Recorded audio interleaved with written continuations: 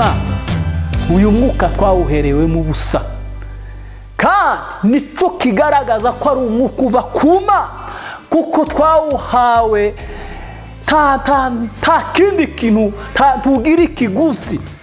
Iby'Imana yaduhaye ntibiri marketable, ntibiri ku isoko. Iyo turebye imibiri yacu, nta nganda zikora imibiri yacu, nta nganda zikora amaraso, nta ngingo z'umubiri zari zakorwa, kandi ubuhanga buhanitse ku isi burahari bisobanura ngo ico turico n'ico Imana yashatse ko tubaco mu isi. N'impano y'Imana. Ubuzima bwawe ni impano Imana iguhaye kugira ngo uyibyaze umusaruro, uzabashe kugera imbere y'Imana. Ico Yesu yadusigiye, misiyo yadusigiye ni ivugabutumwa. Ni ubutumwa bwiza, ni ukubwira abantu inkuru ya Kristo.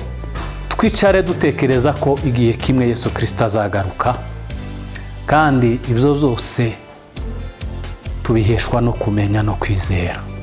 Tunambe ku Mana kuko dufite ubumenyi bwo kwizera. Udafite kwizera yakugira, yashakisha Imana. Ibi ni ibihe bikomeye, tugeze mu bihe by'imperuka. Kumenya Imana nibwo butunzi n'ubwihisho bwacu. Mutuze mu imbere y'Imana, kandi amahoro y'Imana abe muri mwe.